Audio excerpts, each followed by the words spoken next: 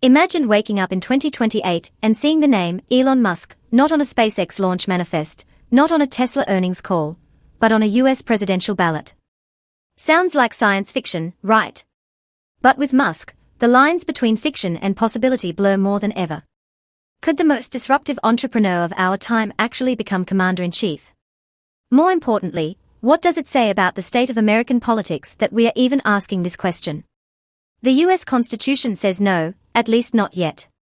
According to Article 2, Section 1, only a natural-born citizen can serve as president. Musk, born in Pretoria, South Africa, became a US citizen in 2002 after immigrating through Canada and holding South African and Canadian citizenships. Under current law, that disqualifies him. But here's where the twist begins. Musk has already defied industries. Could he inspire a constitutional revolution? Throughout American history, few figures have generated such polarizing curiosity. With over 180 million followers on X, formerly Twitter, a business empire spanning from satellites to supercomputers, and the financial clout to rival small nations, Elon Musk isn't just a CEO, he's a force of nature. Which leads us to the question, if the Constitution were ever amended, would voters support him? And is there already a legal loophole hidden in plain sight? Now pause for a second. The idea of changing the Constitution is not fantasy. It's been amended 27 times. But to allow a foreign-born citizen to run for president, that's a political Everest. It would require either a two-thirds vote in both houses of Congress and ratification by 38 states, or a constitutional convention called by two-thirds of state legislatures. So ask yourself, in today's political climate, could anything unite the nation enough to rewrite its founding document? Yet Musk fans argue it's time. They say the natural-born clause is outdated, discriminatory, and no longer reflects modern America. After all, the US is a nation of immigrants. If we trust a naturalized citizen with nuclear codes as Secretary of Defense or Treasury Secretary, why not President? Why should someone like Elon Musk, who's arguably done more to shape America's technological future than most elected officials, be barred purely based on birthplace? Let's talk ambition. Musk hasn't exactly said, "I want to be president." But his influence over national debates, from AI safety to electric vehicle mandates to space policy, often overshadows elected leaders. When he tweets about the Federal Reserve or immigration policy, it's not just chatter. It moves markets, shifts political discourse, and triggers responses from sitting members of Congress. He's been courted by governors, senators, even former presidents. He's advised the Pentagon. He's been invited to the White House. At what point does influence turn into leadership? But there's a darker undercurrent.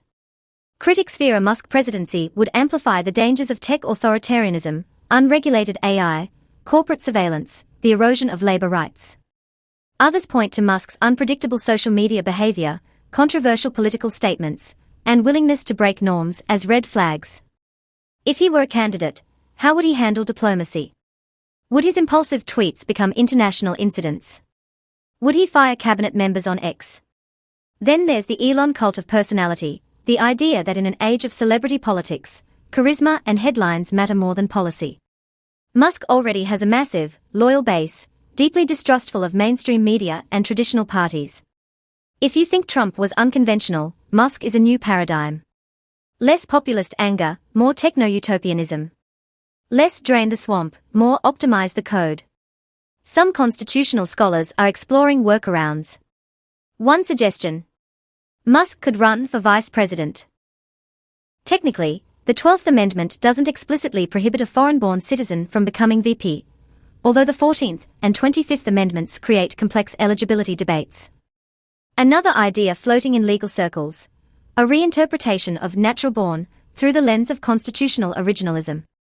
Some argue the framers intended to protect against foreign allegiance, not foreign birth per se. That's a stretch, but the courts have redefined stranger terms before. And here's a plot twist for you.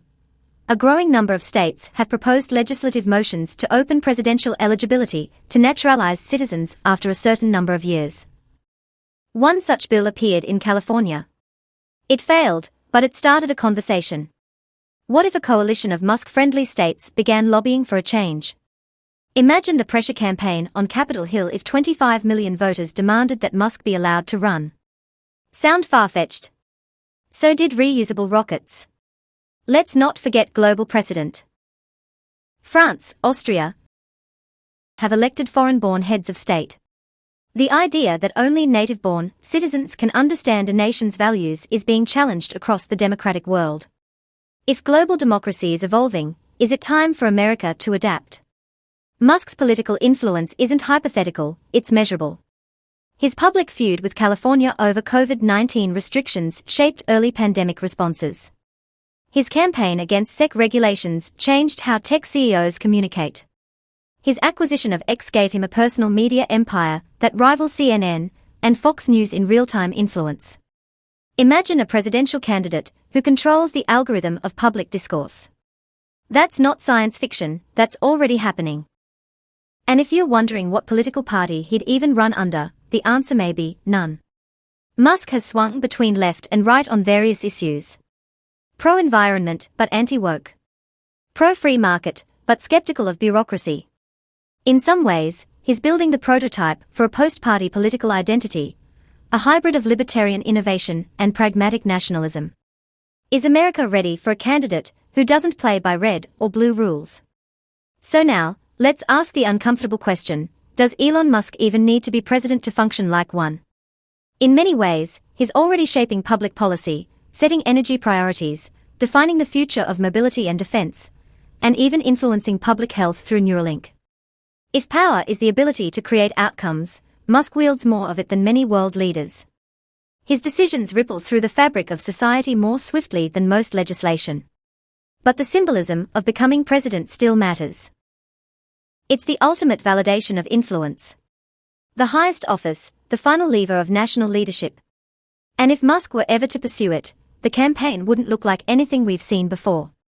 It would be streamed live, crowdsourced, AI-driven, and data-optimized. Every speech would trend in seconds. Every policy pitch would come with a beta test. And every debate would be shaped in real time by algorithmic sentiment analysis. At the end of the day, the Constitution is the only thing standing between Musk and the Oval Office. And as we've seen time and again in American history, rules evolve when the public demands change.